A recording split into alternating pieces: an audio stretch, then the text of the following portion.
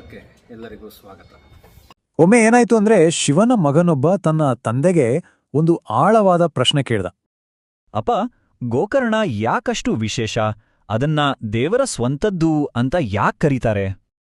ಶಿವ ಹೇಳಿದ ಈ ಕಥೆ ಶುರುವಾಗೋದು ಸೃಷ್ಟಿಯ ಆರಂಭದಲ್ಲಿ. ಆಗ ರುದ್ರನೆಂಬ ಶಕ್ತಿಶಾಲಿ ದೇವತೆ ಇದ್ದ. ರುದ್ರನ್ಗೆ ಒಂದು ಕನಸಿತ್ತು. ದುಃಖ ಸಾವಿಲ್ಲದ ಬರೀ ಒಳ್ಳೆತನ ತುಂಬಿದ ಜಗತ್ತನ್ನ ಸೃಷ್ಟಿಸೋದು. ಈ ಕನಸನ್ನ ನನಸು ಮಾಡಕ್ಕೆ ರುದ್ರ ಒಂದು ದೊಡ್ಡ ತಪಸ್ಸಿಗೆ ಕೂತ. ಅದು ಬ್ರಹ್ಮಾಂಡವನ್ನೇ ನಡುಗಿಸುವಂತಿತ್ತು. ಅವನ ಧ್ಯಾನ ಎಷ್ಟು ಆಳವಾಗಿತ್ತಂದ್ರೆ ಬರೋಬ್ಬರಿ 3 ಯುಗಗಳೇ ಕಳೆದು ಹೋದವು. ಆದ್ರೆ ಸೃಷ್ಟಿ ಕಾಯೋಕ್ಕಾಗ್ಲಿಲ್ಲ. ಸೃಷ್ಟಿಕರ್ತ ಬ್ರಹ್ಮನಿಗೆ ಈ ವಿಳಂಬದಿಂದ ತುಂಬನೇ ಚಿಂತೆ ಆಯ್ತು. ಬರೀ ಒಳ್ಳೆತನ ಇದ್ರೆ ಸರಿಹೋಗಲ್ಲ ಅಂತ ಬ್ರಹ್ಮನು ಸುಖ ದುಃಖ ಎರಡೂ ಇರೋ ದ್ವಂದ್ವದ ಜಗತ್ತನ್ನೇ ಸೃಷ್ಟಿಸ್ಬಿಟ್ಟ. ಕೊನೆಗೆ ಒಂದು ಅಶರೀರವಾಣಿ ರುದ್ರನನ್ನ ಎಬ್ಬಿಸ್ತು. ಸೃಷ್ಟಿ ಆಗಲೇ ಮುಗಿದಿದೆ ಅಂತ ತಿಳಿಸಿತು. ರುದ್ರ ನೀರಿನಿಂದ ಮೇಲೆದ್ದ. ಆದರೆ ಈ ಅಪೂರ್ಣ ಜಗತ್ತನ್ನ ನೋಡಿ ಅವನಿಗೆ ಸಿಕ್ಕಾಪಟ್ಟೆ ಕೋಪ ಬಂತು.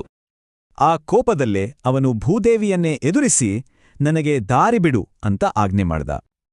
ಭಯದಿಂದ ನಡುಗಿದ ಭೂದೇವಿ ರುದ್ರನ ಕೋಪ ತಣಿಸೋಕೆ ಪ್ರಾರ್ಥನೆ ಮಾಡೋಕೆ ಶುರು ಮಾಡಿದ್ರು. ನೀನೇ ಸೃಷ್ಟಿಕರ್ತ, ಪಾಲಕ, ಸಂಹಾರಕ, ಎಲ್ಲವೂ ನೀನೇ ಅಂತ ಅವನ ಶಕ್ತಿಯನ್ನ ಕೊಂಡಾಡಿದ್ಲು. ಆಕಾಶ ನಿನ್ನ ತಲೆ, ಸಾಗರಗಳು ನಿನ್ನ ಹೊಟ್ಟೆ, ಸೂರ್ಯಚಂದ್ರರೇ ನಿನ್ನ ಕಣ್ಣುಗಳು ಅಂತ ಅವನ ವಿಶ್ವರೂಪ ವರ್ಣಿಸಿದ್ಲು. ಅವಳ ಭಕ್ತಿಯ ಪ್ರಾರ್ಥನೆಗೆ ರುದ್ರನ ಮನಸ್ಸು ಕರಗಿತು.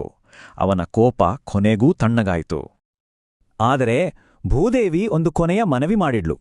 ನನ್ನನ್ನು ಸೀಳಬೇಡ, ಬದಲಿಗೆ ನನ್ನ ಕಿವಿಯ ಮೂಲಕ ಹೋಗು. ರುದ್ರ ಆ ಮನವಿಗೆ ಒಪ್ಪಿದ. ತನ್ನ ದೇಹವನ್ನ ಹೆಬ್ಬೆರಳಿನಷ್ಟು ಚಿಕ್ಕದು ಮಾಡಿಕೊಂಡು ಕಿವಿಯ ಮೂಲಕ ಹೊರಬಂದ. ಅದೇ ಕ್ಷಣದಲ್ಲಿ ಆ ಪವಿತ್ರ ಸ್ಥಳಕ್ಕೆ ಗೋಕರ್ಣ ಅಂತ ಹೆಸರು ಬಂತು, ಅಂದ್ರೆ ಭೂಮಿಯ ಕಿವಿ. ನಂತರ ರುದ್ರನು ಆ ಜಾಗವನ್ನ ಆಶೀರ್ವದಿಸಿದ. ಅದಕ್ಕೆ ಅಪಾರವಾದ ಆಧ್ಯಾತ್ಮಿಕ ಶಕ್ತಿಯನ್ನ ಕೊಟ್ಟ. ಈ ಜಾಗಕ್ಕೆ ನಾಶವಿಲ್ಲ, ಇಲ್ಲಿಗೆ ಬಂದ್ರೆ ಸಾಕು ಪಾಪ ಪರಿಹಾರ ಆಗತ್ತೆ ಅಂತ ಘೋಷಿಸಿದ. ಹೀಗೆ ಕೋಪ, ಪ್ರಾರ್ಥನೆ ಮತ್ತು ಕರುಣೆಯಿಂದ ಹುಟ್ಟಿದ್ದೇ ಈ ಮಹಾಶಕ್ತಿಯ ಸ್ಥಳ. ಹಾಗಾದ್ರೆ ನಮ್ಮ ಸುತ್ತಮುತ್ತ ಇರುವ ಬೇರೆ ಸ್ಥಳಗಳ ಹೆಸರುಗಳಲ್ಲೂ ಇಂಥ ಮಹಾಕಾವ್ಯದ ಕಥೆಗಳು ಅಡಗಿರಬಹುದಾ? ಗೋಕರ್ಣದ ಬಗ್ಗೆ ಎಲ್ಲರೂ ಕೇಳಿರ್ತೀರಿ. ಭೂಕೈಲಾಸ ಮಹಾಬಲೇಶ್ವರ ನೆಲೆಸಿದ ಈ ದಿವ್ಯ ಸ್ಥಳದ ಮಹಾತ್ಮೆಯ ಬಗ್ಗೆ ನಿಮಗೆಲ್ಲರಿಗೂ ಪರಿಚಯಿಸಲಿಕ್ಕಾಗಿ ಈ ಒಂದು ಮಾಧ್ಯಮದ ಮೂಲಕ ನಾವು ಒಂದು ಸಣ್ಣ ಪ್ರಯತ್ನ ಮಾಡ್ತಿದ್ದೇವೆ. ನಮ್ಮ ಚಾನಲ್ಗೆ ಸಬ್ಸ್ಕ್ರೈಬ್ ಆಗಿ ಗೋಕರ್ಣದ ಮಹಾತ್ಮೆಯ ಬಗ್ಗೆ ಇನ್ನೂ ನೀವೆಲ್ಲರೂ ತಿಳಿದುಕೊಳ್ಳಿ. ನಮಸ್ಕಾರ.